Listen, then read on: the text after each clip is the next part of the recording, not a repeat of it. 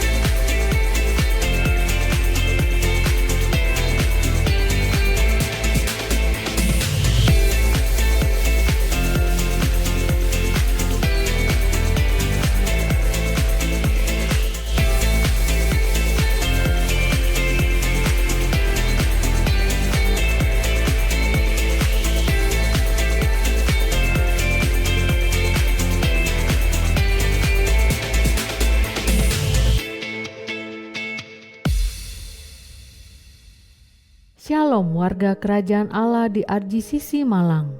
Kami sangat berterima kasih buat jemaat RGCC yang sudah antusias untuk hadir beribadah dengan kami. Kami menghimbau bagi Bapak, Ibu, Saudara untuk dapat hadir 30 menit sebelum ibadah dimulai. Dengan kedatangan lebih awal, Anda dapat memilih tempat duduk dengan lebih nyaman dan turut mendukung kelancaran jalannya ibadah. Dengan sukacita dan hormat, kami menghimbau Bapak Ibu Saudara untuk kembali duduk di tempat yang sudah disediakan, karena ibadah RGCC akan segera dimulai. Pada kesempatan hari ini, mari kita sama-sama mempersiapkan hati kita untuk fokus beribadah kepada Tuhan, karena kita beribadah bukan untuk terlihat baik dan menyogok Tuhan, tapi karena Tuhan telah beranugerah turun ke bumi menjadi manusia, mencari kita dan menyelamatkan kita dari dosa dan kematian kekal. Marilah kita sama-sama mengambil waktu sejenak, menundukkan kepala, merenungkan betapa besar kemurahan, kebaikannya, dan kasih-Nya atas setiap kita sepanjang hidup kita.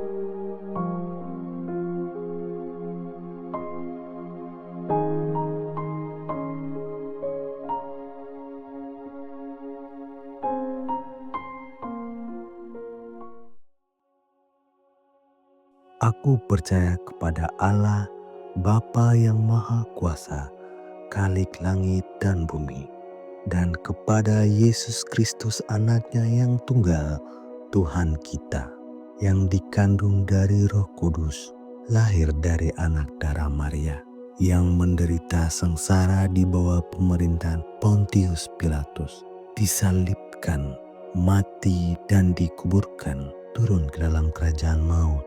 Pada hari yang ketiga, bangkit pula dari antara orang mati, naik ke surga, duduk di sebelah kanan Allah, Bapa yang Maha Kuasa.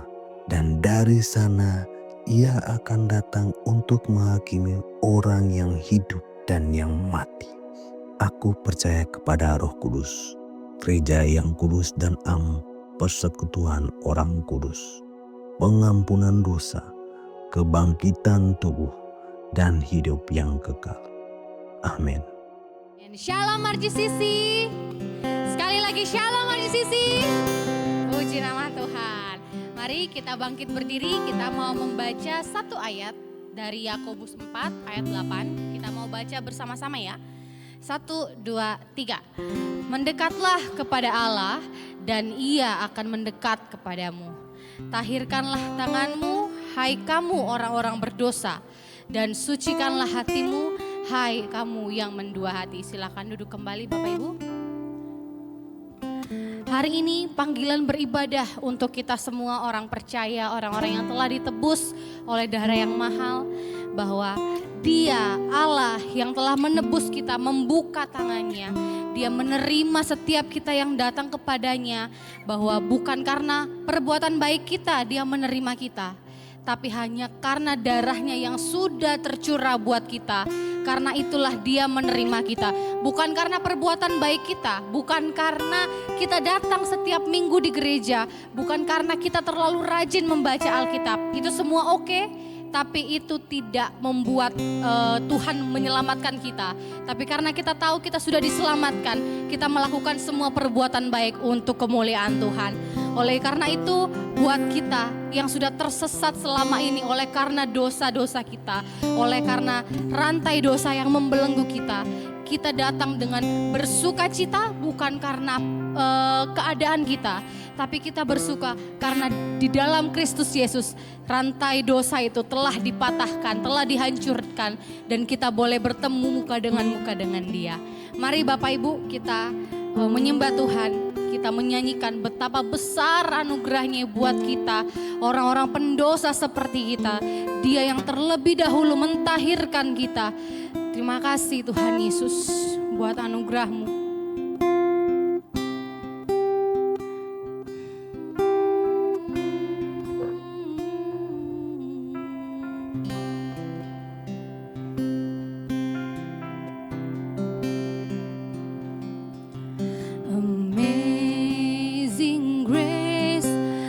Sweet the sound that separates like me. I once was lost, but now I'm found. Was blind, but now I see. Kita nyanyikan sangat besar anugerahnya. Thank you Lord. Sangat besar anugerahnya, membaharui hidupku. Dulu sesat, kini pula buta di jalan.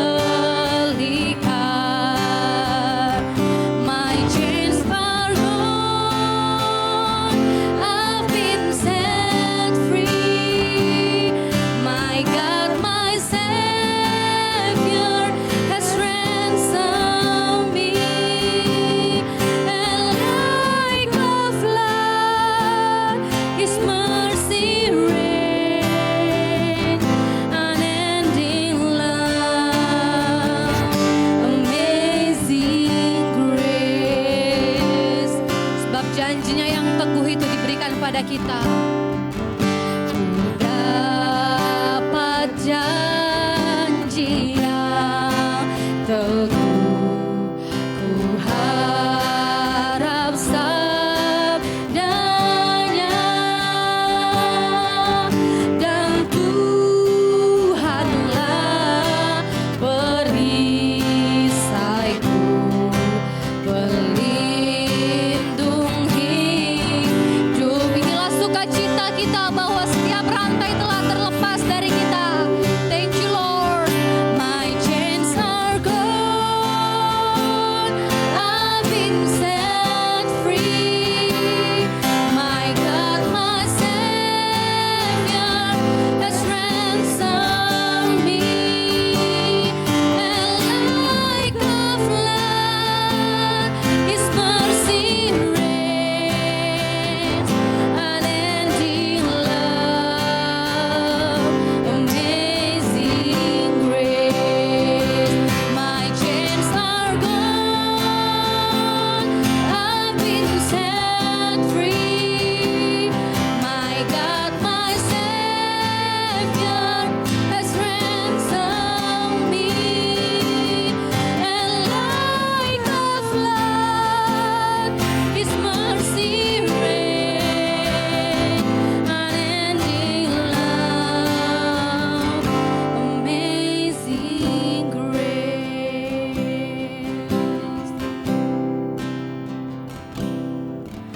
Meski 1000 tahun lewat di surga mulia,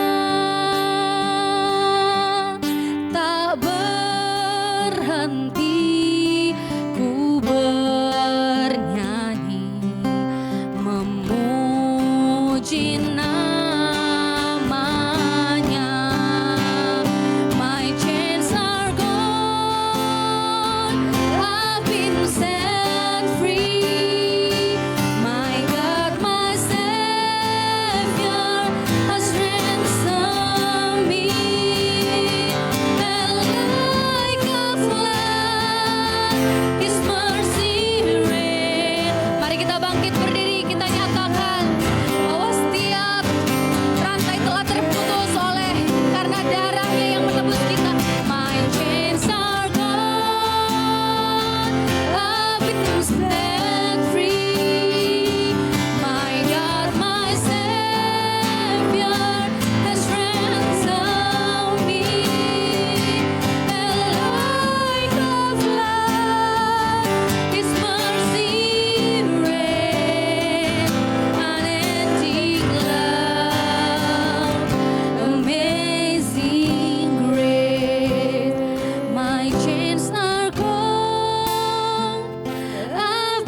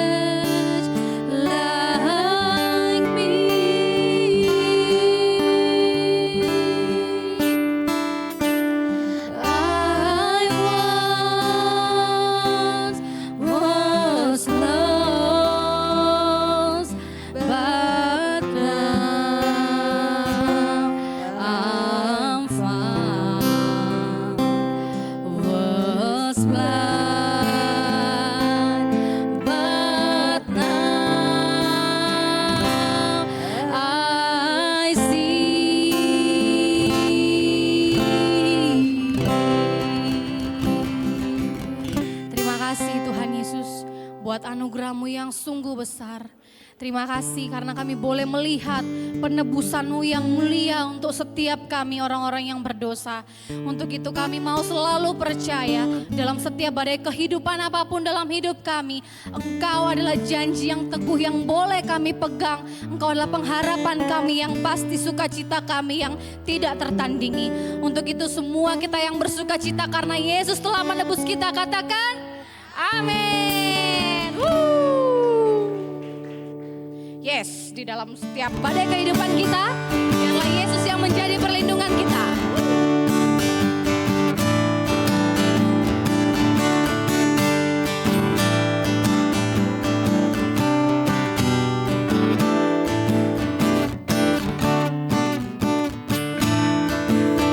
Di badai topan dunia, Tuhanlah perlindunganmu. Kendati goncang semesta, Tuhanlah perlindunganmu. Baik siang maupun malam, Tuhanlah perlindunganmu. Niscaya takut mulanya, Tuhanlah perlindunganmu. Ya Yesus gunung batu di dunia, di dunia, di dunia. Ya Yesus gunung batu di dunia, tempat berlindung yang teguh.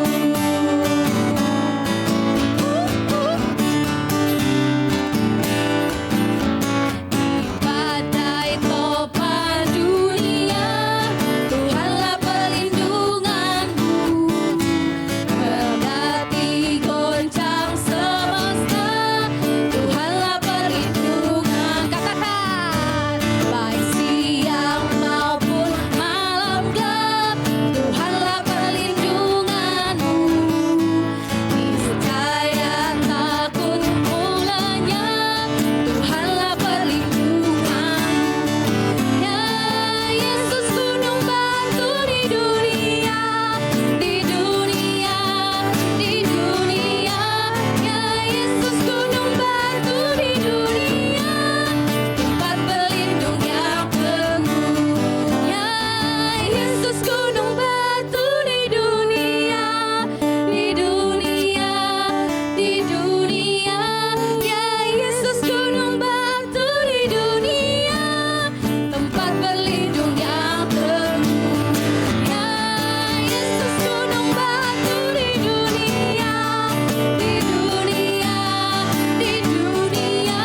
Ya Yesus gunung batu di dunia, tempat berlindung yang teguh, tempat berlindung yang teguh, tempat berlindung yang teguh.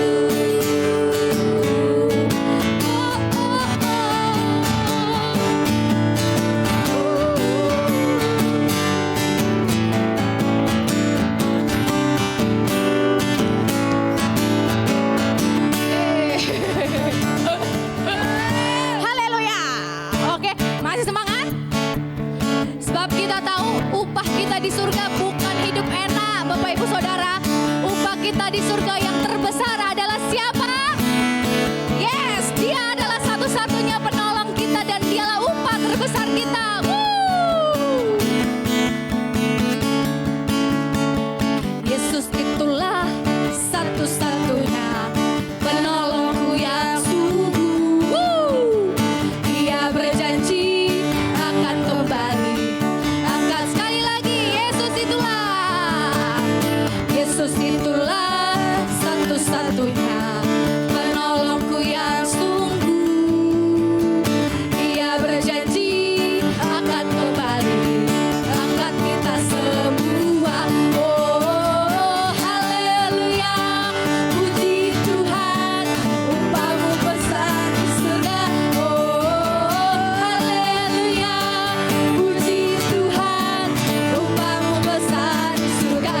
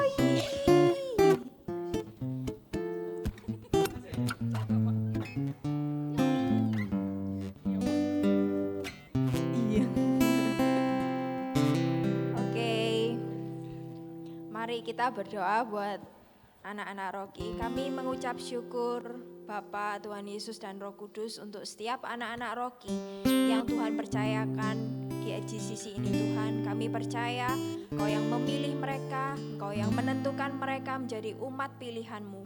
Bahkan Engkau Yesus, Engkau menebus hidup mereka Tuhan. Kami berdoa, kami mengucap syukur buat setiap pertumbuhan mereka masing-masing. Semuanya ada di dalam kedaulatannya Tuhan. Dan kami tahu Tuhan, tangan-Mu tidak pernah meninggalkan setiap mereka. Kami berdoa buat ibadah mereka hari ini Tuhan. Mereka boleh berjumpa dengan pribadi-Mu sendiri. Mereka boleh mengenal siapa Yesus yang mereka sembah. Dan mereka boleh belajar Tuhan, hati mereka boleh semakin memandang kepada keindahan-Mu. Mungkin dunia ini menawarkan banyak hal yang membuat mereka boleh terfokus kepada dunia. Tapi biarlah oleh kasih karunia-Mu saja Tuhan, oleh anugerah-Mu, hati mereka boleh terpaut hanya kepada Yesus. Terima kasih Tuhan, Engkau yang memberkati setiap kakak-kakak Rocky yang akan mengajar, Engkau yang memberikan hikmat, Engkau yang menuntun mereka, mengajarkan kepada adik-adik Rocky ini boleh mengarah kepada Kristus. Terima kasih, kami mengucap syukur hanya di dalam nama Bapa, Tuhan Yesus dan Roh Kudus kami sudah berdoa. Haleluya, amin. Amin. Silakan duduk kembali Bapak Ibu Saudara. Shalom RGCC, tiba saatnya kita diberi kesempatan untuk memberi persembahan. Anda dapat memberi dengan cara transfer ke rekening gereja yang telah kami cantumkan atau dengan scan QR melalui aplikasi-aplikasi yang ada di samping saya. Dan yang ingin menabur melalui cash dapat mengambil amplop persembahan di meja usher. Dan untuk persembahan persepuluhan, Bapak Ibu Saudara dapat memberi melalui cash ataupun transfer ke rekening gereja dengan mencantumkan keterangan P10 spasi kode pribadi. Kita memberi bukan karena ingin diberkati, tetapi kita memberi karena kita telah diberkati oleh Tuhan. Sebelum memberi, mari kita sama-sama berdoa. Tuhan Yesus yang baik, terima kasih atas kasih dan pemeliharaan-Mu dalam hidup kami. Apapun yang kami punya di dunia ini, berasal dari tangan-Mu yang setia. Hari ini kami membawa persembahan sebagai tanda syukur, bukan karena kelebihan kami, tetapi karena kasih karunia-Mu. Kami menyerahkan persembahan kami ke dalam tangan-Mu. Kiranya persembahan ini digunakan untuk memuliakan nama-Mu, untuk memberkati pekerjaan Tuhan, dan menjangkau banyak jiwa. Dan Tuhan, kiranya Engkau sertai tiap tangan-tangan yang memberi. Terima kasih Tuhan. Kami sudah berdoa dan mengucap syukur. Haleluya, amin. Selamat memberi dengan penuh sukacita. Kami juga menyambut Bapak Ibu Saudara yang terkasih di dalam Tuhan yang baru pertama kali hadir di ibadah kami. Selamat datang di RGCC, Rock Generation Community Church, yang dimana RGCC memiliki hashtag Home for the Imperfect, rumah bagi orang-orang yang tidak sempurna, yang rindu berubah dan berbuah bersama, untuk memuliakan Tuhan, diperlengkapi sebagai pemimpin, serta memperluas kerajaan Allah di dalam kasih karunia Bapa melalui Injil Yesus Kristus yang dikerjakan oleh kuasa Roh Kudus. Selamat beribadah dan Tuhan Yesus memberkati.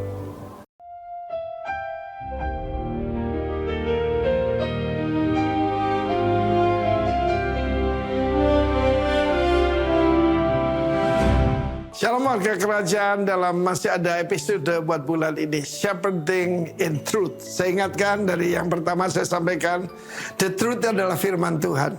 Dan the truth adalah seseorang.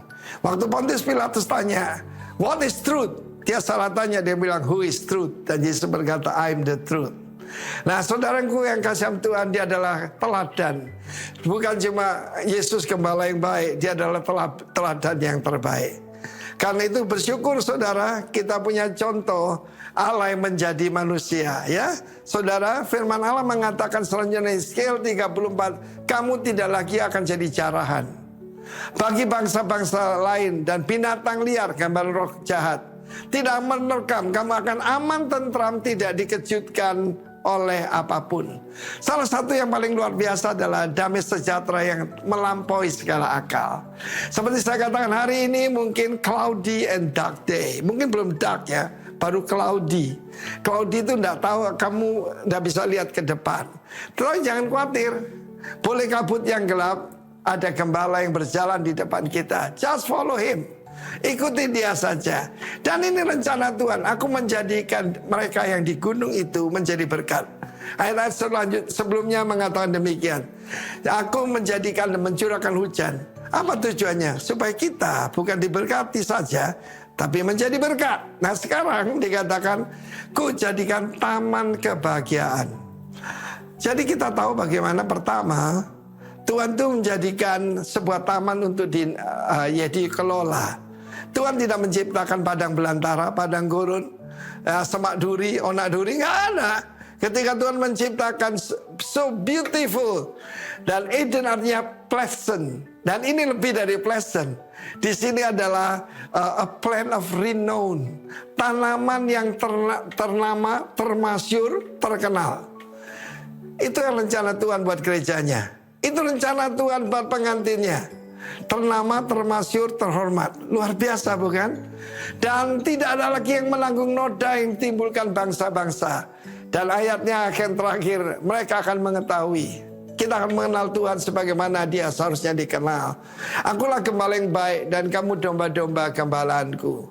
Karena kita sadar Allah kita adalah gembala dan kita adalah domba-dombanya. Bukan usaha kita untuk memelihara diri kita, tetapi usaha daripada Tuhan sendiri, janji daripada Tuhan.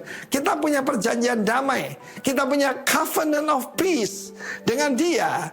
Karena itu saudara, proyeknya Tuhan adalah eklesia, gerejanya. I will build my ecclesia. Kalau saudara mengerti kita eklesia itu apa?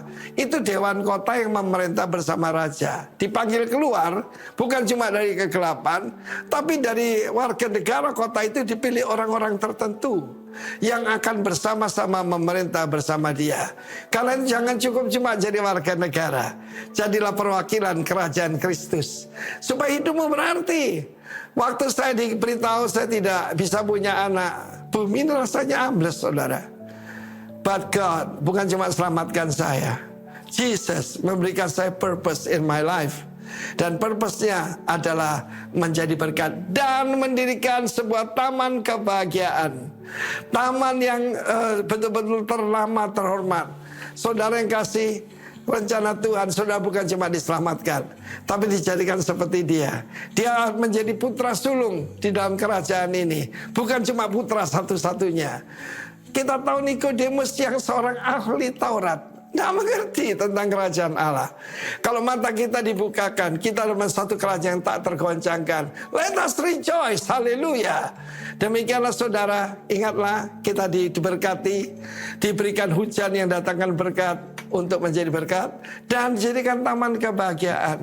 Saya percaya gereja Tuhan adalah taman kebahagiaan itu, di mana semua orang berbahagia, bukan karena naik pangkat, bukan karena dapat menantu baik, tetapi karena Yesus. Tuhan berkati kita semua. Jadi teman kebahagiaan bersama dengan Tuhan. Dalam nama Yesus. Amin. Amin. Sebelum kita menerima berita anugerah, kita mau menyanyikan salah satu lagu himne, di mana lagu himne ini memiliki makna Injil yang sangat dalam. Karena sebagai orang yang sudah ditebus oleh Tuhan, kita seringkali mencari arti kehidupan dan menaruh nilai diri kita pada pencapaian diri dan apa yang kita punya. Kita lupa bahwa nilai hidup dan identitas kita yang sejati ditemukan hanya di dalam Kristus. Dan kiranya lagu ini mengingatkan kita agar kita melihat karya Tuhan Yesus yang sempurna bagi kita dan bisa menemukan nilai diri dan identitas kita yang sejati hanya di dalam Kristus.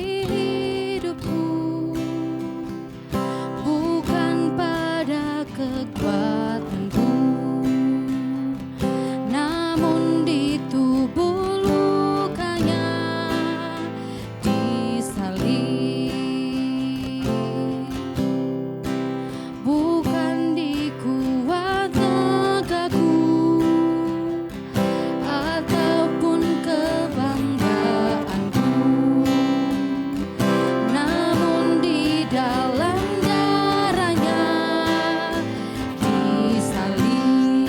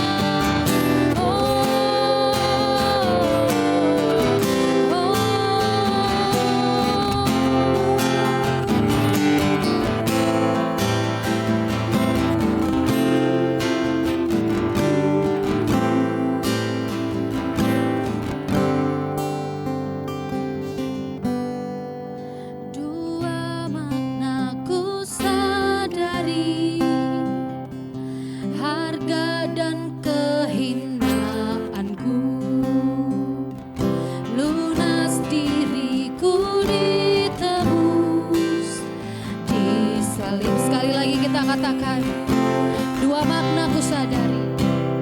Dua makna ku sadari, harga dan kehinaanku, lunas diriku ditebus di salib.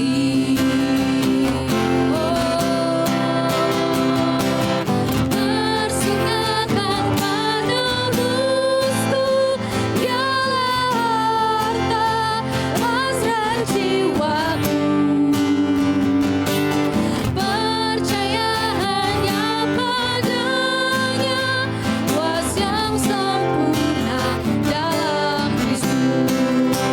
penebusku, dialah harta hasrat jiwaku.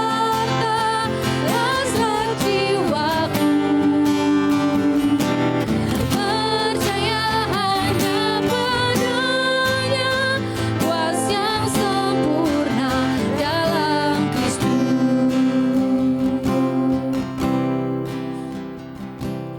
Tersukakan penebusku, dialah harta hasrat jiwaku. Percaya hanya padanya, puas yang sempurna dalam Kristus. Bersukakan penebusku, dialah harta hasrat jiwaku.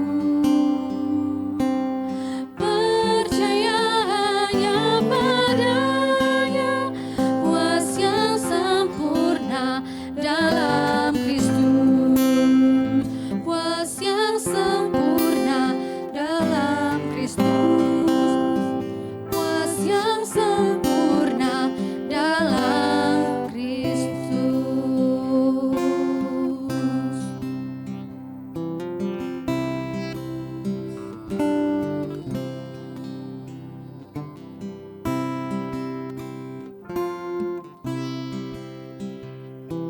Seringkali kami Tuhan melihat arti hidup kami, seringkali kami mencari kebahagiaan di atas performa kami, di atas prestasi kami Tuhan, dengan kemampuan kami, dengan kekuatan kami. Tapi seringkali pula Tuhan kami jatuh saat kami kehilangan sesuatu, kami menjadi panik, kami menjauh dari Engkau Tuhan. Bahkan seringkali Tuhan, kami mengutamakan hal-hal yang fana daripada Engkau Tuhan. Betapa dalamnya Tuhan kejatuhan kami, sehingga kami pun tidak bisa menyelamatkan diri kami Tuhan. Tapi puji syukur, karena kasih-Mu yang begitu besar akan dunia ini, sehingga Engkau mengaruniakan anaknya yang tunggal Tuhan kita, supaya kita yang percaya boleh beroleh selamat dan tidak binasa. Tidak ada lagi penghukuman untuk kami Tuhan. Biar berita kabar gembira ini Tuhan, berita anugerah ini Tuhan boleh kami terima, kami renungkan Tuhan. Dan biarlah ini menjadi kekuatan di dalam setiap kehidupan kami Tuhan. Tolong kami Tuhan, seringkali kami tidak percaya, supaya kami boleh menjadi orang yang tetap percaya, berdiri teguh kokoh di dalam Engkau. Kami bersyukur jika kami melihat Engkau, kami tahu pengharapan kami pasti. Saat kami melihat diri kami Tuhan, kami seringkali gagal dan kami seringkali kecewa Tuhan. Kami mengucap syukur oleh karena-Mu Tuhan. Dan biarlah hari ini Tuhan, kami boleh mendengar berita anugerah-Mu, firman-Mu Tuhan. Biarlah setiap hati kami ini Tuhan adalah hati seperti tanah yang subur, siap ditanam benih firman-Mu Tuhan. Untuk kami boleh bertumbuh, berbuah, dan memuliakan nama-Mu. Terima kasih Tuhan. Biar Tuhan jamah setiap hati kami Tuhan. Saat firman-Mu disampaikan Tuhan, Injil-Mu diberitakan Tuhan, kabar baik-Mu diberitakan Tuhan, timbul iman dari pendengaran, hati kami diubahkan, hidup kami dipulihkan Tuhan. Semakin hari kami semakin percaya kepada Engkau, semakin hari Tuhan kami menikmati Engkau dan memuliakan Engkau selama-lamanya. Terima kasih Tuhan. Di dalam nama Yesus kami berdoa buat setiap kita yang siap mendengarkan firman Tuhan, sama-sama katakan Amin. Oke, shalom Bapak Ibu, selamat pagi semuanya, selamat datang di gereja lokal kita ya, GBI Rock Generation Community Church, rumah bagi orang yang tidak sempurna ya, karena kita semua tidak sempurna ya. Hari ini kita masuk dalam tema bulanan gereja kita, Rock, di minggu terakhir ya, kita minggu kelima tanggal 31 Mei, yaitu Shepherding in Truth.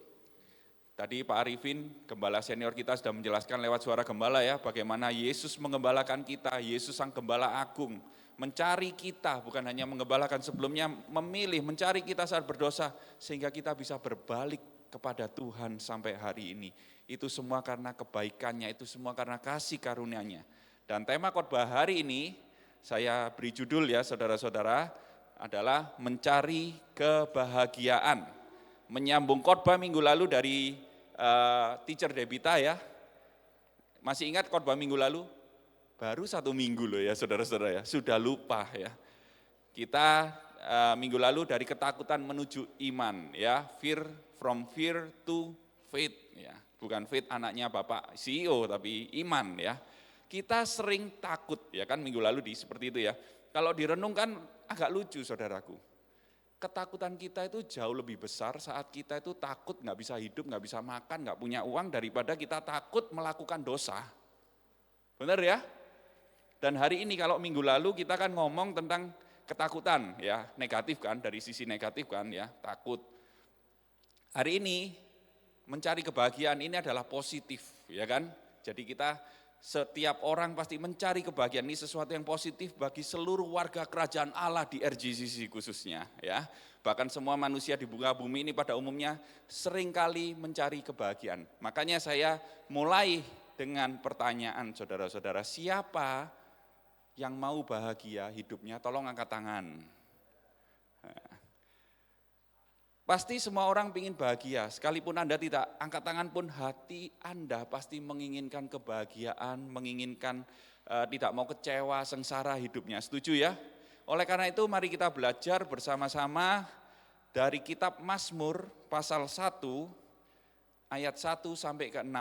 Bapak-bapak, laki-laki membaca ayat yang ganjil pertama ya, ibu-ibu, wanita tolong baca ayat yang genap.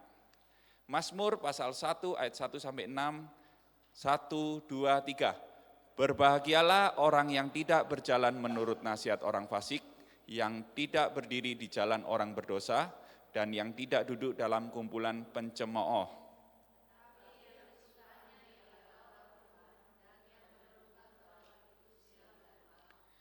Ia seperti pohon yang ditanam di tepi aliran air, yang menghasilkan buahnya pada musimnya, dan yang tidak layu daunnya, apa saja yang diperbuatnya berhasil.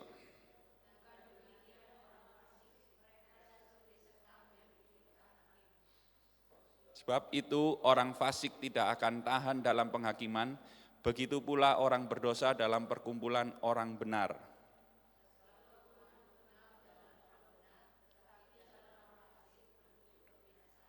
Demikian firman Tuhan, berbahagialah orang yang membaca, merenungkan, melakukan, dan membagikannya ya.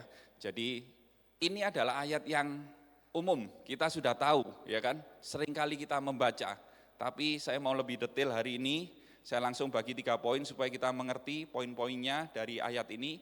Yang pertama, kita bisa bahagia, kedua kebahagiaan sejati, dan yang ketiga kebahagiaan palsu. Kita mulai yang pertama. Kita bisa bahagia. Dari Mazmur pasal 1 ayat 1 langsung dituliskan ya. Berbahagialah orang yang ... ya kan? Jadi Tuhan menyampaikan pesan yang cukup penting di sini kalau kita bisa bahagia. Kenapa ini penting saudaraku? Ya. Kita bisa bahagia asal kita melakukan. Ada syaratnya, enggak asal langsung bahagia ya. Bahasa aslinya kan asre ya. Asre, katakan asre. Bahagia, happiness because following God's way. Karena kita melakukan firman Tuhan, hidup di dalam Tuhan. Ini kayaknya sepele, tapi cukup penting dibahas. Kenapa? Karena ada ini saudaraku, di dunia ini ada 2 pandangan ekstrim pada umumnya. Orang yang masa kecilnya nggak mengalami penderitaan hidup, baik-baik saja. dari keluarga baik-baik, ya kan? Biasanya kan melihat bahagia itu ya wajar. Bahagia ya alami memang seperti itu. Default kehidupan saya ya memang harusnya layaknya bahagia dong. Kalau saya menderita ada sesuatu ini yang salah. Itu kalau dari masa kecilnya yang tidak mengalami penderitaan, baik-baik saja, mulus-mulus saja. Namun orang yang masa kecilnya sudah mengalami penderitaan, ya ini di pandangan ekstrim yang kedua yang satunya, contoh serba kekurangan, makan kurang, minum kurang, sandang pangan papanya semua kurang lah ya, sampai tidurnya juga kurang karena sering melean saudaraku. Terus masalah keluarga juga cukup pelik, ada masalah ekonomi yang cukup mendalam, atau mungkin sakit, ada cacat sejak lahir, tidak bisa disembuhkan sakitnya. Secara medis dia sudah divonis, seumur hidup kamu akan sakit dari kecil. Dia akan mengatakan, bahagia itu hanya ilusi dong. Bahagia itu sulit, bahkan impossible. Tidak mungkin saya bisa bahagia melihat hidup saya seperti ini. Dan itulah latar belakangnya saudaraku, tapi kita harus berhati-hati ya. Kita memang bisa bahagia saudaraku, firman Tuhan sendiri yang mengatakannya, namun kita perlu berhati-hati untuk ngomong, saya memang bisa bahagia, saya layak bahagia. Yang penting aku bahagia gitu kan, kadang kita. Yang lain I don't care, tidak semudah itu. Ferguson ya, kita harus mengerti ini saudara-saudara, kita memang bisa bahagia. Apapun permasalahan, latar belakang kehidupan kita, apapun yang kita alami, namun definisi bahagia menurut dunia, menurut kita dan Alkitab itu dua hal yang berbeda. Mari kita belajar saudara-saudara. Di dunia ini kita sering simplify definisi kebahagiaan, yaitu kita mengukur seringkali dengan apa? Apa yang kita rasakan. Aduh aku kerasa gak enak, aduh aku kerasa senang ya. Saya merasakan suka ini ya, menyenangkan sekali ya ini ya. Dan itu kita peroleh atau kita alami dalam kehidupan kita. Kita lebih merasakan bahagia saat kita bisa, contoh, berlibur ke luar negeri. Seneng gak? Seneng dong, berlibur jalan-jalan kok.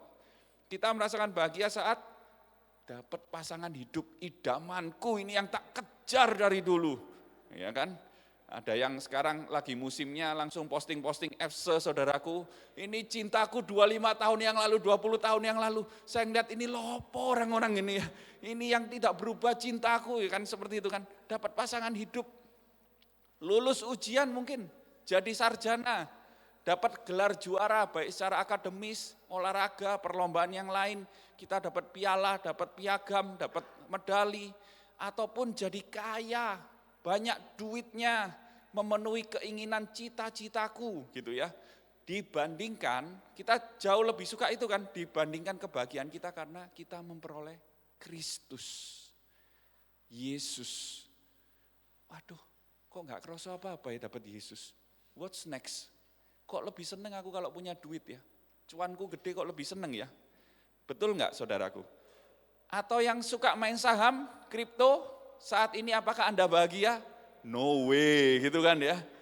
Awal tahun ini sudah bencana semuanya sejak Maret ya mungkin ya itu ya. Mau BBCA, BBRI dan kawan-kawan semuanya itu merentet yang dulunya naik dari 2019 terus turun kembali seperti 6-7 tahun yang lalu. Kripto juga gitu, gak sesuai ekspektasi, mau bahagia gimana gitu. Karena itu saudaraku, dunia itu naik turun. Apa yang kita alamin semuanya naik turun. Makanya kita harus paham hari ini, kita belajar apa sih kebahagiaan sejati supaya kita tidak terombang-ambing, tidak terkontaminasi, tidak terkamiri oleh pengaruh dunia. Are you ready? Kita masuk yang kedua. Poin kedua, kebahagiaan sejati. Dari Mazmur 1 ini memberikan dua jalan pilihan untuk kita. Saya ambil dari Mazmur 1 ayat 1 sampai 3 ya. Ini ada dua jalan pilihan saudaraku. Dan kita tahu kebahagiaan ini bukan dikejar, bukan dicari ya. Kalau dicari terbang seperti kupu-kupu kalau kita kejar, terbang gitu ya. Namun kebahagiaan ini ternyata hasil dari kita setia di dalam firman Tuhan. Kita bahas lebih dalam ya. Kita mulai dari ayat 1. Berbahagialah orang yang tidak berjalan, tidak duduk, tidak berdiri. Loh, enggak jalan, enggak duduk, enggak berdiri. Keturun iki ojo-ojo wonge ya. Ketiduran kah orangnya? Ya, kalau orang hidup kan ya jalan, ya duduk, ya berdiri. Tapi kalau kita lihat saudaraku, ya, berbahagialah orang yang tidak berjalan menurut nasihat orang fasik. Orang fasik ini adalah orang yang against, orang yang melawan firman Tuhan, orang yang berdosa saudaraku. Ini artinya apa? Yang awal adalah kita lebih mendengar apa yang kau dengar hari-hari ini. Terus apakah engkau mengikuti nasihat dunia, apakah firman Tuhan? Kalau sudah mulai mendengar nasihat dunia, kelanjutannya yang tidak berdiri di jalan orang berdosa. Berdiri itu mulai Anda aktif mengikuti, melakukan sekali actionnya. Loh, kok enak yo? Loh, kok lebih mudah ya daripada saya mengikuti firman Tuhan. Nah, ini sudah mulai kita mengikuti jalan orang berdosa, saudaraku. Dan yang terakhir tidak duduk. Duduk, saudaraku. Pernah duduk ya? Kayak duduk gini, kalian kalau berkumpul, kita semua berkumpul, sudah dalam bagiannya, sudah di komunitasnya, tidak duduk dalam kumpulan pencemooh. Jadi kita sudah settle, sudah jadi member tetapnya, saudaraku. Artinya kita sudah mulai against, melawan, berontak kepada firman Tuhan. Jadi tidak berjalan tuh listen, mendengarkan advice-nya ya. Tidak berdiri, aktif, sudah mulai melakukan. Duduk, kita sudah mulai jadi bagiannya. Saya kasih contoh gini saudaraku biar lebih mengerti. Saya pernah menjumpai orang Kristen, dia sudah bekerja di marketplace, dia berkata gini saudaraku, kalau kita bekerja nggak bisa pakai firman Tuhan. Kalau pakai firman Tuhan nggak jalan pekerjaan saya. Saya nggak bisa kerja kalau tanpa dengan firman Tuhan. Ini sangat bahaya saudaraku. Banyak hal terjadi dan saya kasih contoh mungkin awalnya kita bekerja. Mendengar cara kerja, oh kalau kerja mau dapat proyek besar, ya menyuap orang dalam lah. Kita dapat cuan, kita coba, kok enak ya? Nah, akhirnya kita jadi bagian dari orang fasik, against melawan firman Tuhan, dan kita pun mencemooh firman Tuhan. Kita pun mengamini, meyakini, mengimani, kalau dengan firman Tuhan saya nggak bisa kerja. Kalau kerja ya harus seperti ini, tanpa firman Tuhan. Kalau ke gereja ya baru hari Minggu. Nah inilah yang dimaksudkan di ayat 1, kita sampai duduk di kumpulan pencemooh. Kita against dengan firman Tuhan dalam hidup kita, saudaraku. Ini masih ayat 1, kita lanjut ayat 2 ya saudaraku ya. Ayat 2, tetapi yang kesukaannya ialah Taurat Tuhan dan yang merenungkan Taurat itu siang dan malam. Kesukaan ini bahasa aslinya, bahasa Inggrisnya saudaraku, delight. Do you know delight? Kita suka firman Tuhan bukan karena kewajiban. Delight itu kita menyukainya, bukan kewajiban, bukan paksaan. Kita itu melakukannya karena kita benar-benar ya kita suka. Ya, seperti hobi kita, seperti hobi, kesenangan, dan sebagainya ya. Sehingga kita itu merenungkan firman Tuhan siang dan malam. Siang dan malam di sini bukan secara harfiah, maksudnya jam 12 siang, tepat matahari di kepala saya merenungkan firman Tuhan. Selesai. Jam 9 malam, saya merenungkan lagi, selesai siang dan malam. Bukan itu, artinya ini adalah sepanjang hari. Kalau yang tadi itu kewajiban my friend. Ya, jadi merenungkan itu adalah meditasi, memikirkan, meneliti, terus-menerus secara sengaja, berulang-ulang secara konsisten. Tapi pertanyaannya, apakah kita benar-benar menyukai firman Tuhan dan merenungkannya? Halo, dalam hati, ya enggak sih, ya gitu ya. Kita itu lebih suka liburan, kita itu lebih suka jalan-jalan daripada kita ke gereja atau komsel atau saat teduh. Kok sulit ya, kesukaan hati kita cenderung menjauh dari Tuhan. Kita ini nggak bisa melawan, mengandalkan kekuatan diri sendiri. Lihat di cermin, you can do it, you must do it. Mungkin hari besoknya kita akan bisa melakukannya, tapi lama-lama akan tidak konsisten lagi. Akan overwhelmed, ya, akan kelelahan, akan burnout. Burnout itu bukan kebakaran di luar, saudaraku, tapi kita overload, kita sudah nggak kuat menahan beban hidup terus-terusan kayak gini. Kita stres melakukan firman Tuhan karena kita terpaksa, karena kita merasa itu kewajiban kita. Cara satu-satunya, saudaraku, kita bisa berubah dari kebiasaan lama, dari kebiasaan dosa kita, adalah menggantinya, replace dengan kebiasaan yang memiliki value yang lebih tinggi. Saya kasih contoh ya saudara, ini contoh. Biasanya kalau saya jelasin gini nggak paham, kalau kasih contoh lebih seneng ya. Dalam kehidupan saya itu dulu mantan atlet basket. Saya sangat mencintai, saya itu sangat senang main basket sejak saya SMA, kuliah, sampai sekarang ya. Saya masih suka main basket. Basket is my life gitu ya mungkin. Tapi ada yang berubah 2 tahun belakangan ya. 2 tahun belakangan ini saya sudah berubah saudaraku. Tenggorokan saya yang gatal sudah sembuh, bibir saya nggak lagi pecah-pecah. Bukan itu ya saudaraku ya. Perubahan saya itu adalah olahraga yang paling saya sukai saat ini sudah bukan basket lagi saudara. Oh yakin, bener. Saya itu sekarang hampir tiap hari nge-gym. Wes, saya nggak pamer saudaraku ya, saya tetap pakai jaket, saya bukan mau buka ini ya. Ini karena ini firman Tuhan saudaraku ya, bukan lagi perlombaan binaraga ya. Saya melihat gini, di usia saya yang masih muda ini, gym itu adalah olahraga terbaik untuk kesehatan saya, untuk tubuh saya. Basket saya suka, namun karena gym memiliki value yang lebih baik saat ini untuk saya.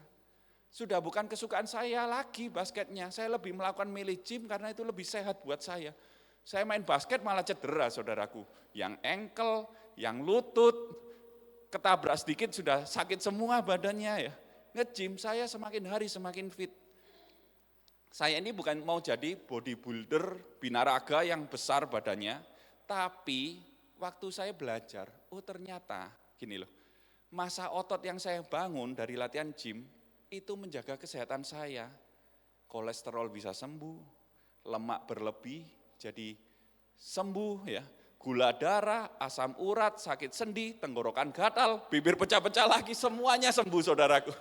Ya, saya itu belajar mengalami otot ini ternyata jadi motor utama mengkonsumsi kalori makanan yang kita konsumsi setiap hari saudaraku. Makanya ada yang namanya sarkopenia. You know sarkopenia? Usia 30 tahun ke atas. Ya. Perhatikan yang usia 30 tahun sudah mulai. Massa otot itu akan mengecil 1-2%, beberapa persen. Setiap tahun mengecil. Kalau tidak kita latih. Ya. Kita makannya tetap. Ya. Kemudian kita makannya tetap kan kalorinya. Katakanlah 300. Konsumsinya dulu juga 300. Makanya badan kita slim-slim aja dulu waktu masih muda. Menginjak usia yang bertambah, massa ototnya mengecil. Makanannya tetap 300. Konsumsinya ternyata hanya 250, tahun depannya jadi 200, kemudian 150. Itulah kenapa orang yang usianya bertambah, tanpa olahraga, tanpa apa, biasanya semakin melar saudaraku. Karena apa? Sisa kalorinya yang tidak terkonsumsi menumpuk menjadi lemak. Lemak menumpuk menjadi penyakit-penyakit yang menghantui hidupnya. Ya itu kurang lebih saudaraku. Jadi di gym, saya juga latihan kaki saudaraku. Saya ini dulu sama istri saya kalau jalan-jalan kita itu sukanya doa keliling saudaraku. Doa keliling namanya, padahal ke mall gitu ya, keliling terus ke mall. Kita mendoakan dapat diskonan, dapat apa gitu ya doanya ya saudara. Seharian, pernah suatu kali, biasanya saya yang kuat saudaraku. Anak saya dulu masih umur 4-5 tahun, kalau capek saya gendong sambil jalan seharian. Pulang is okay, sampai mulai pagi sampai malam di hotel is okay. Tapi pernah suatu kali, 3 tahun yang lalu kira-kira ya, istri saya jauh lebih kuat daripada saya. Sampai malam, ayo Pak jalan-jalan lagi. Loh, kaki saya itu sudah, seyek saudaraku. Apa itu namanya? Sudah lumpuh saudaraku, sudah gak kuat. Kok istri saya lebih kuat sekarang ya? Saya terkejut. Terus saya ingat, loh istri saya itu latihan gym juga. Jadi setiap pagi habis nganter anak, istri saya ikut senam, kemudian latihan gym. Setelah setahun dia jauh lebih kuat. Saya sampai mikir, oh kemudian waktu nge-gym, saya latihanlah kaki saudaraku. Latihan kaki itu ternyata sangat berguna. Jadi ada yang namanya otot calf. Waduh bahasa kerennya calf, ini bukan kafe saudaraku, bukan kopi. Calf. Calf itu betis, kentol ini loh ya. Kok rasanya wangel, semua kok bingung, apa itu ya? Kentol ya kaki. Kalau kita latihan, ini ternyata adalah pompa darah kedua setelah jantung. Jadi membantu aliran darah kita semakin baik, menjaga tekanan darah kita. Jadi metabolisme age kita, umur metabolisme kita tetap muda saudaraku, bahkan bisa lebih muda daripada umur kita saat ini. Nah, itulah karena saya belajar, saya tahu ada value yang jauh lebih penting, ada value yang jauh lebih berharga. Saya hari ini yang dulunya basketball is my life itu tidak tergantikan saudaraku. Everything about basket, udah saya.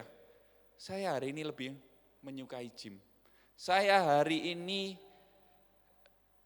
yang dulunya basket dari remaja sampai saat ini tergantikan dengan gym bukan karena paksaan, bukan karena kewajiban, bukan karena keharusan, tapi saya melihat ada value yang lebih baik. Bisa dipahami ya kesukaan ya saudaraku ya. Kesehatan tubuh saya membaik, makanya dari Mei 2024, 2 tahun persis ya, sekarang Mei 2026.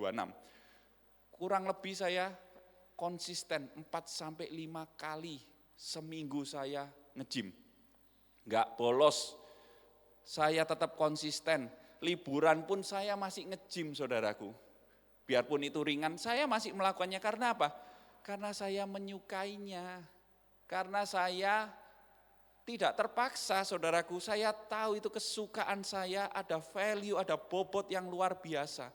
Demikian juga dengan firman Tuhan, delete ini karena kita sadar, kesukaan kita itu firman Tuhan karena kita sadar ada value, ada bobot yang jauh lebih tinggi dari apapun firman ini. Kristus lebih tinggi dari apapun. Karena kasih-Nya yang begitu besar kepada kita merelakan dirinya mati untuk menukar dosa dan hukuman kita. Bukannya ini yang paling berharga dalam hidup kita? Sehingga aku menyukai Tauratnya, kata firman Tuhan. Aku merenungkan sepanjang hari, terus menerus, konsisten dan selalu kita lakukan tiap hari, amin. Nah ini hasilnya saudaraku di ayat ketiga. Ia seperti pohon yang ditanam di tepi aliran air, yang menghasilkan buahnya pada musimnya dan yang tidak layu daunnya, apa saja yang diperbuatnya berhasil. Saudaraku, orang yang kesukaannya firman Tuhan, merenungkannya, itu kan proses ya, kita melakukan prosesnya. Hasilnya ini loh, seperti pohon yang ditanam di tepi aliran air. Pohon itu bisa mengalami banyak musim, ini penting saudaraku. Ada musim kering, kalau kita kan 2 musim ya, kalau di luar negeri ada 4 musim. Ada musim kering, bahkan ada musim gugur saudaraku. Benar ya? Jadi yang namanya pohon, dia hidup bukan karena musimnya baik atau musimnya jelek. Yang namanya pohon, dia itu hidup karena akarnya menancap kuat di dalam tanah dan mencari air makanan dari dalam tanah sekalipun musimnya musim yang tidak baik untuknya. Sehingga dia bisa berbuah pada musimnya dan tidak layu pada daunnya. Jadi saudara ini gambaran gini loh, sekalipun kita hidup di musim kemarau, banyak tantangan, banyak masalah, banyak penderitaan, saudara dan saya bisa tetap berbahagia karena saudara dan saya mendapat nutrisi yang kuat, tetap mendapat nutrisi dari firman Tuhan yang selalu meneguhkan kehidupan kita semua. Pohon ini menggambarkan suatu kekokohan, teguh, mana koko teguh, enggak ada ya. Tidak terombang-ambing dengan pengaruh dunia, keadaan kehidupan kita tidak mempengaruhi kebahagiaan kita. Satu lagi ayat 3 ini dikatakan apa saja diperbuatnya berhasil. Ini pasti senang kita saudaraku. Berhasil, amin. Tapi jangan disalah artikan gini loh. Kalau aku berhasil hidupku pasti mulus-mulus saja.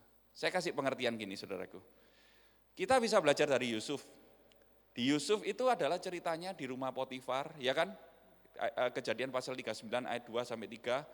Tetapi Tuhan menyertai Yusuf sehingga ia menjadi seorang yang selalu berhasil dalam pekerjaannya, maka tinggallah ia di rumah tuannya, orang Mesir itu. Ayat 3, setelah dilihat oleh tuannya bahwa Yusuf disertai Tuhan dan bahwa Tuhan membuat berhasil segala sesuatu yang dikerjakannya, Yusuf ini benernya diomong di Alkitab, disertai Tuhan, dibuat berhasil, tapi nasibnya memilukan loh. Dia anak dikasih bapaknya, benar ya, tapi dijual jadi budak oleh saudara-saudaranya, benar? Jadi budak, dia dipenjara karena difitnah sama tante Potifar, saudaraku. Dia dipenjara bukan karena kesalahannya, tapi karena difitnah. Gak enak kan, gak lancar hidupnya, gak mulus. Tapi firman Tuhan katakan apa? Disertai hidupnya dan apa saja yang diperbuat menjadi berhasil. Seperti inilah pohon yang ditanam di tepi aliran sungai. Apa saja diperbuatnya berhasil. Hidup kita enggak mulus-mulus, tapi kita disertai Tuhan. Dan hidup kita dibuat berhasil karena kita melakukan firman Tuhan. Amin. Jadi saudaraku, artinya ayat ini bukan menggambarkan hidup kita enak, lancar, mulus, nyaman, dijauhkan penderitaan, naik terus, gak turun-turun, padahal Sakeus saja disuruh Yesus turun dari pohon, saudaraku ya. Nyambung ceritanya ya. Oke, lupakan basa-basinya ya, saya teruskan. Yusuf disertai Tuhan dibuat berhasil itu gak mudah, keras, dijual jadi budak, difitnah, tapi dia tetap berhasil dimanapun dia ditempatkan. Amin. Jadi Mazmur 1 ini mengingatkan kita, hiduplah di dalam firman-Nya, renungkan siang malam, sekalipun di dalam badai engkau bisa berbahagia. Karena Tuhan sendiri yang menjadi nutrisi, Tuhan sendiri yang menjadi makanan buat kita, sumber kekuatan kita. Amin. Kebahagiaan sejati kita itu bukan dicari, bukan dikejar, bukan karena keadaan hidup, musim kehidupan kita yang baik, namun karena kita memutuskan untuk kita mau ditanam, sehingga kita berakar, kita bertumbuh di dalam Kristus sendiri. Kebahagiaan sejati ini bukan hasil dari akar kita, kebahagiaan sejati ini adalah hasil dari akar kita kepada firman Tuhan. Bukan instan yang kita kejar. Dan kebahagiaan sejati ini bukan karena keadaan hidup, bukan musim kehidupan kita yang baik, namun kebahagiaan sejati ini lebih bergantung pada sang sumbernya. Ya, apapun musim kehidupan kita bergantung menancap kepada sang sumbernya, kita bisa tetap kokoh berdiri dan mengatakan Tuhan Yesus baik. Amin. Quote dari John Piper ya. Firman Tuhan tidak menjanjikan kita untuk hidup tanpa penderitaan. Ini sudah berkali-kali Pastor David Victor mengingatkan ya, hidup kita pasti ada penderitaan. Yang firman Tuhan janjikan apa? Kebahagiaan atau sukacita kita tidak dapat dicuri oleh penderitaan. Amin. Karena Kristuslah sumber kebahagiaan kita. Saya agak panjang poin 2 supaya kita benar-benar memahami ya, supaya kita tetap bisa berdiri kokoh melewati penderitaan di dalam kebenaran melalui lensa Injil, saudaraku. Dan saya langsung masuk ke poin 3, kebahagiaan palsu yang terakhir. Saya ambil dari ayat 4 dan 6 dari Mazmur 1. Orang fasik ini diberi gambaran kedua. Jadi kalau lihat Mazmur 1, itu ada 2 gambaran, orang benar, orang fasik. Pohon dan yang kedua ini adalah sekam. Apa itu sekam? Sekam ini mungkin kita enggak familiar karena kita tinggal di kota, saudaraku ya. Tidak ikut-ikut proses di desa gitu ya. Kalau kita ngomong desa jadi ingat Kak Jo ya. Kita lanjut aja, orangnya enggak di sini ya. Saya pun juga perlu browsing memahami apa sih sekam itu ya. Ternyata sekam itu adalah kulit luar gandum. Dia sangat ringan dan untuk memisahkan biji gandum dan sekamnya ini, kulitnya ini memasukkan di dalam keranjang, kemudian dilempar, ditiup angin, hilang sekamnya, tinggal biji gandumnya. Seperti apa namanya? Nempeh, saudaraku ya. Nempeh itu bahasa Indonesianya nampah. Apa? Ya benar ya, menampah ya. Oh iya. Jadi sekam ini terlihat menarik awalnya karena ringan, bebas, freedom, benar ya, cepat, lincah, kesana kemari, nggak ada beban. Namun sesungguhnya tidak ada bobotnya. Karena tidak berakar, tidak ada artinya, dibuang sebagai limbah atau waste, tidak berharga, diinjak orang, mudah terhilang, mudah terombang-ambing. Enggak perlu badai saudaraku, angin sepoi itu loh hilang, pes ya. Ada masalah kecil aja, ini menggambarkan seperti kita ada masalah kecil, enggak gerejo-gerejoan, enggak komsel-komselan, pindah gereja, pindah agama, pindah dunia sekalian saudaraku ya. Inilah gambaran kedua kebahagiaan palsu yang seperti sekam. Orang model ini berkata bahagia itu adalah saya bisa melakukan apa saja, kapan saja, di mana saja, semuanya sesuai dengan kemauanku pokoknya, aku mau ya pingin ya aku lakukan. Aku mau seks, aku mau bohong, aku mau bolos sekolah, bolos kuliah, bolos kerja, enggak beribadah, enggak komsel, melakukan yang tidak lah pokoknya, ya aku lakukan sesuai keinginan hatiku. Tapi saudaraku saya mau beritahu, itu bukan bahagia. Itu namanya slavery. Itu namanya kita dalam perbudakan dosa. Kita sedang hidup dalam perbudakan dosa. Contoh saudaraku, ikan yang sudah bahagia di dalam akuarium bosen. Aku mau hidup jalan-jalan ke MUG nanti siang, katanya ikan. Ini bukan Denny manusia ikan ya. Hanya ada beberapa orang aja yang saya tahu siapa Denny manusia ikan itu ya. Tidak semua orang di tempat ini ya, saya yakin ya. Ini bukan manusia ikan, saudara. Ini ikan beneran. Mau jalan-jalan ke MUG. Dia ada di akuarium, saya lompat. Saya bosan tinggal di dalam air. Waktu dia melompat mencoba sesuatu yang baru ternyata mati saudaraku. Karena itu bukan habitatnya. Itu bukan komunitasnya, itu bukan tempat pertumbuhannya. Demikianlah kita kalau kita keluar dari Kristus, keluar dari firman Tuhan, itu bukan sumber kehidupan kita. Kita mati saudaraku.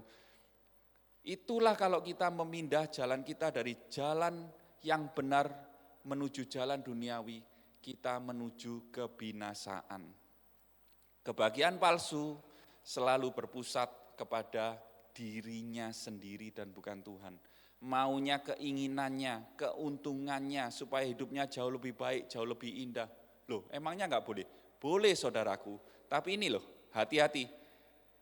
Kalau pencapaian hidup kita, lagu tadi ya, my worth is not in my own ya. Keberhargaanku, keartian hidupku, kebahagiaanku bukan apa yang aku miliki, bukan apa yang ada di dalamku. Kalau itu menjadi akar atau identitas kita, kita akan kehilangan kebahagiaan sejati saudaraku. Karena semuanya itu fana, bisa hilang, bisa timbul lagi, bisa kita dapatkan, bisa hilang sewaktu-waktu saudaraku. Contohnya gini, mungkin kita kalau yang dulunya setelah kuliah ya, atau kita melihat teman kita itu lebih sering membanggakan apa sih hartanya, apa sih yang sudah dia capai, apa sih prestasinya, apa sih berapa banyak sih uangnya, benar enggak? Kita lebih suka melihat hal-hal seperti itu sebagai dasar kesuksesan kebahagiaan seseorang. Kemudian dia bekerja sangat keras mengorbankan waktu keluarga, hubungan keluarga, mengorbankan bahkan Kristus demi karirnya. Supaya dia kejar mendapat pengakuan akan kehidupan yang lebih mapan. Inilah sekam saudaraku. Saat hartanya hilang, pekerjaannya hilang, bangkrut, dia akan stres, depresi, tidak bisa hidup secara normal, dan ini contoh identitas dirinya yang berdasarkan performanya dan bukan berdasarkan kasih Kristus. Kesimpulan dari Mazmur 1 ini mengontraskan dua hal, yang satu orang benar, yang satu orang fasik. Prosesnya ya merenungkan firman dan hidup di dalam kumpulan pencemooh. Dia akan jadi pohon, hasilnya yang satu jadi sekam saudaraku. Satu berakar kuat, satu mudah diterbangkan. Dan satu yang jadi pohon orang benar hidup bersama Kristus. Orang fasik sekam menuju kepada kebinasaan. Jadi kita harus memahami sumber identitas kita ini hanya adalah Kristus. Namun, on fact, faktanya kita inilah orang fasik, kita inilah sekam, kita lo sering egois, benar enggak untuk diri kita apa? Kita itu loh selfish, seringkali kita berakar pada keinginan diri kita daripada firman Tuhan. Kita mudah goyah, kita suka hal fana yang menyenangkan hati kita.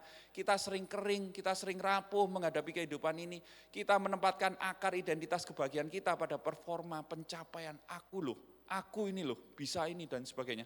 Namun begitu gagal, kita merasa nggak berharga, kita merasa jembret berat saudaraku. Mungkin ada yang merasa, kok begitu sih aku loh, baik-baik saja loh. Aku loh dari keluarga baik-baik, dari dulu loh saya nggak pernah jahatin orang kok. Saya ini loh nggak punya catatan kriminal. Oke, baiklah, betul juga sih. Tapi saya kasih contoh gini saudaraku. Kalau kita mudah rapuh, terombang-ambing seperti sekam, sekalipun kita mengaku orang percaya, ya, namun kita itu kenyataannya seperti orang fasik. Contoh ini, siapa yang percaya dan setuju kalau berbohong itu dosa? Baik itu bohong kecil maupun bohongnya besar. Setuju nggak kalau itu dosa?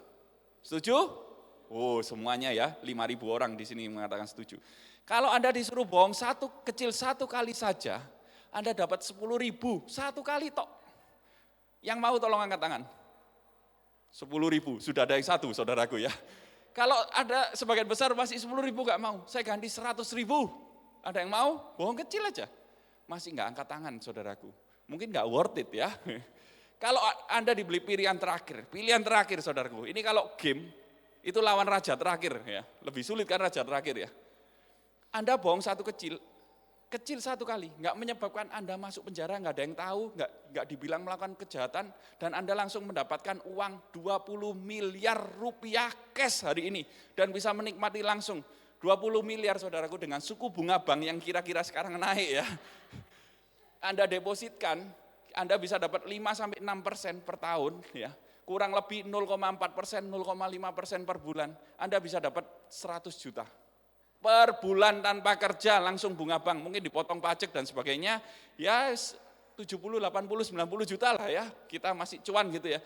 Tanpa bekerja seumur hidupmu bisa invest atur keuangan, nabung sedikit setahun 2 tahun bisa beli rumah cantik, ya kan, mobil ganteng gitu kan. Bisa main saham kripto lagi, bisa ganti kerugianmu, masih banyak. Mungkin Anda para hamba Tuhan juga ya, pelayan Tuhan yang baik hati, Anda bisa beli juga untuk pelayanan, beli tanah, ruko, gedung gereja, bisa melayani lebih baik, punya kelas sendiri ya kan, punya gedung ibadah sendiri, gak perlu sewa di tempat ini saudaraku. Apakah Anda mau berbohong? Coba angkat tangan. Saya menebak Anda yang tidak angkat tangan, saya menebak loh ya. Saya menebak Anda tidak angkat tangan mungkin sudah berbohong dalam hati. Setuju kan? Itulah kita itu sekam. Kita itulah seperti orang fasik, saudaraku. Kita merasa baik-baik saja tapi hati kita ini loh seringkali tidak menginginkan Tuhan. Hati kita ini sudah rusak karena dosa, saudaraku. Kita lebih sering bahagia mendapatkan pacar baru, rumah baru, mobil baru, uang berlimpah 20 M tadi itu saudaraku. Biarpun itu loh cuma tebak-tebakan tetap mau kok saudaraku ya kan.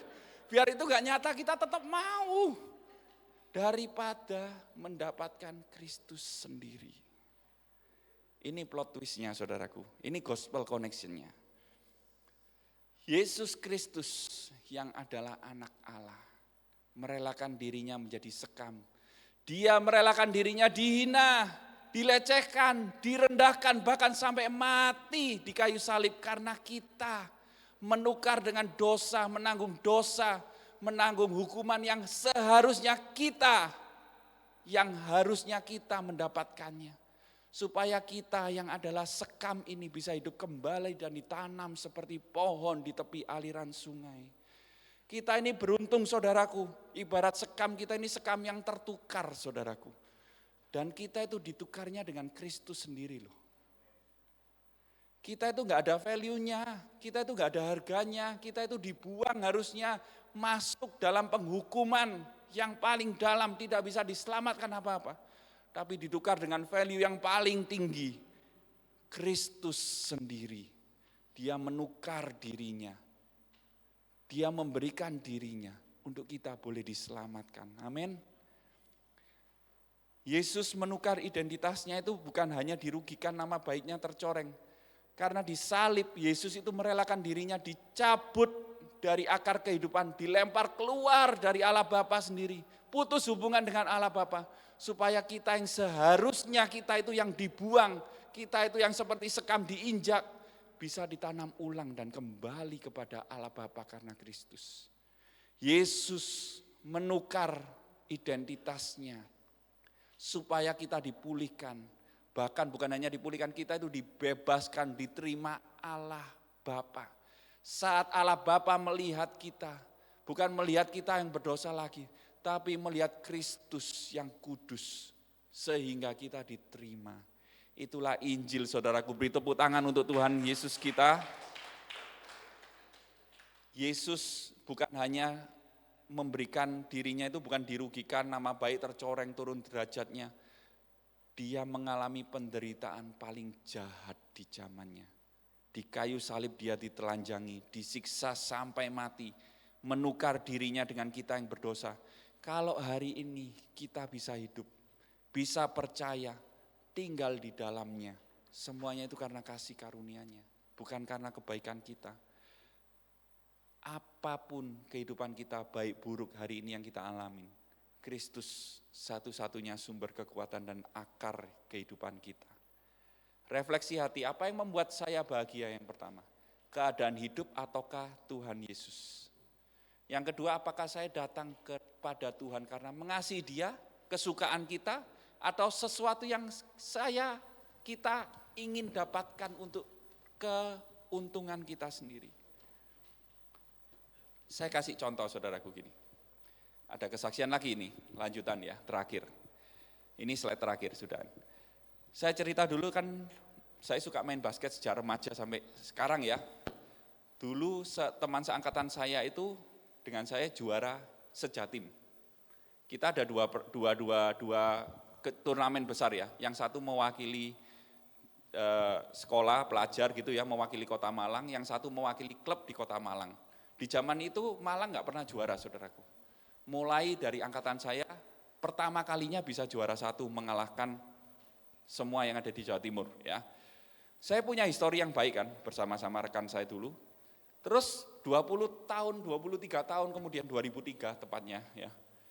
Kami ketemu lagi, reuni ngobrol-ngobrol terus ayo ikut turnamen lagi. Turnamennya bukan kelompok umur 18 kayak dulu lagi saudaraku. Ini turnamennya sudah veteran kelompok umur 40 up gitu ya. Jadi papa-papa sudah, bapak-bapak yang ikut. Kami ikut kejuaraan awalnya reuni untuk senang-senang, kumpul bersama-sama.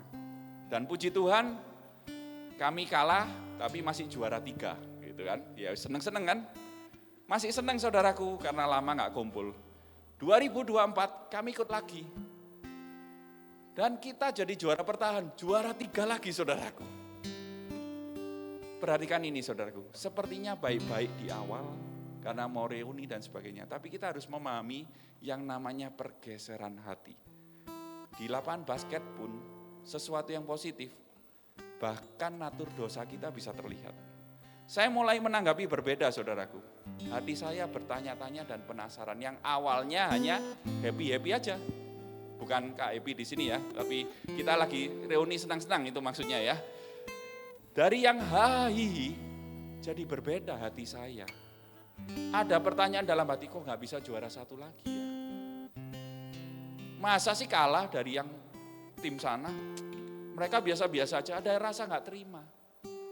Ada rasa jengkel gak mau kalah, menyalahkan teman atau diri sendiri yang gak bisa perform kayak dulu lagi ya. Kayaknya baik, karena kita kompetitif kan. Namun, pergeseran hati saya yang mengakarkan pada performa. Kalau gini kok kurang, dulunya bisa loh. Performa saya kok gak bisa ya hari ini. Bukannya kita juga hal seperti ini juga kita mengalami saudaraku. Mulai merendahkan yang lain. Cari, mengejar pengakuan hati ini. Hati kita sering bergeser pada nilai-nilai dunia. Dan kita ini butuh Injil untuk mengkalibrasi hati kita. Kita harus stop pengakuan dengan performa hidup. Dan saya yakin saudara dan saya bisa mengalami itu dalam segala hal. Di setiap waktu. Baik itu di pekerjaan kita, keluarga kita, Pergeseran hati itu bisa kita rasakan, saudaraku. Bahkan di dalam pelayan pun, misalnya contoh tim PW, awalnya kita pelayanan bareng, kita kompak, kemudian ada yang kurang skillnya, mungkin ada kesalahan kecil, kadang ditertawakan di awal, masih kompak. Kesalahan kedua, kesalahan ketiga, kok jadi begini ya? Hati kita mulai bergeser, saya ingin dengan tim yang lebih mumpuni skillnya. Saya lebih mau terlihat lebih mengesankan di mimbar. Saya mulai pilih-pilih teman pelayanan yang tersisi merasa minder, gak berarti. Dan disinilah pergeseran hati kita, saudara. Sepertinya aktivitas kita sama, kita tetap ke gereja, kita tetap melayani, kita tetap komsel. Tapi benar gak? Hati kita benar-benar terpusat pada Kristus. Identitas kita saat kita mengalami masalah kehidupan, kebahagiaan kita, apakah hanya di dalam Kristus? Hari ini kita diingatkan kembali, hanya Kristus sumber kebahagiaan kita. Firman Tuhan menjadi dasar hidup kita. Kita bisa berbahagia, sekalipun musim kehidupan kita berubah-ubah. Kita bahagia karena sumber, karena akar kita, dan bukan karena performa kehidupan kita. Kita bersyukur karena kita memiliki Kristus. Kita nyanyikan lagu yang tadi, saya undang Bapak Ibu bangkit berdiri. My word is not in what I own. Keberhargaanku, kebahagiaanku bukan di dalam apa yang aku punyai, tapi di dalam Kristus.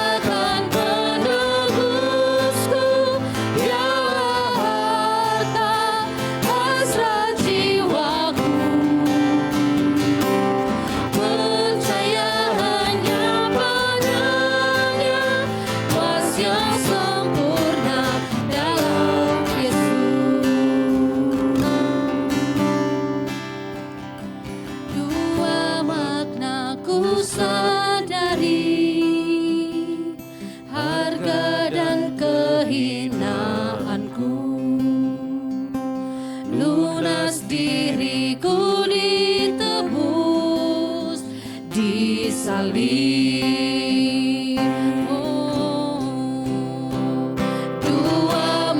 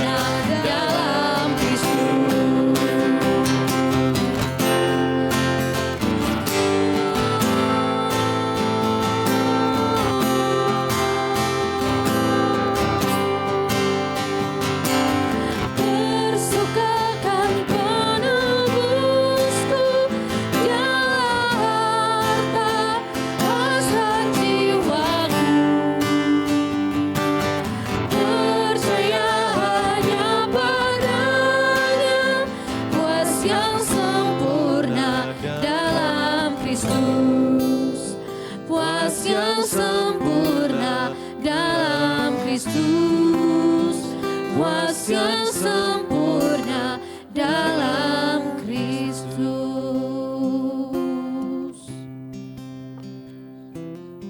Mari jemaat Tuhan merenungkan firman Tuhan kembali dan naikkan doamu secara pribadi kepada Tuhan. Tanyakan ke dalam hati kita, apakah identitas kita tertanam kuat di dalam karya Kristus, kematian dan kebangkitan Kristus, atau kita tertanam kuat untuk hal-hal yang fana atau untuk hal-hal yang jasmani. Apakah kita pohon kehidupan ataukah kita sekam? Kalaupun kita menjadi pohon kehidupan hari ini, itu bukan karena perbuatan kita, tapi karena Kristus. Kita adalah sekam yang tidak berarti, tetapi karena Kristus. Kita menjadi bagian dari Kristus, dari pohon itu sendiri. Dulu kita adalah pohon yang kering, yang mandul, yang tidak berbuah. Tetapi di kayu salib, dia menjadi pohon yang kering, supaya kita menjadi pohon yang berbuah itu. Terpujilah nama Tuhan. Terima kasih buat firman-Mu Tuhan. Apapun musim kehidupan kami, kadangkala kami tidak bisa mengerti. Ada banyak musim-musim yang tidak bisa kami pahami Tuhan. Tetapi yang membuat kami selalu bisa mengerti, selalu bisa paham, selalu bisa mengucap syukur adalah ketika kami mulai memandang kepada salib-Mu, kepada kematian dan kebangkitan-Mu Tuhan. Kami bersyukur, kami boleh hidup di dalam anugerah-Mu, di dalam kebahagiaan yang sudah Tuhan sediakan. Sebab itu kami tidak mau patah semangat, sebab itu kami tidak mau putus asa. Kami percaya Engkau beserta kami, Engkau adalah gembala agung yang baik buat jiwa kami Tuhan. Jiwa kami lelah, jiwa kami mungkin terluka, tetapi kami melihat Engkau tidak pernah meninggalkan kami. Terima kasih Tuhan buat firman-Mu hari ini. Dan biarlah itu tertanam kuat dalam memori kami, dalam roh kami, dalam jiwa kami. Terpuji nama-Mu. Dan terimalah berkat Tuhan, jemaat Tuhan, angkat tangan-Mu dan terimalah berkat Tuhan ini.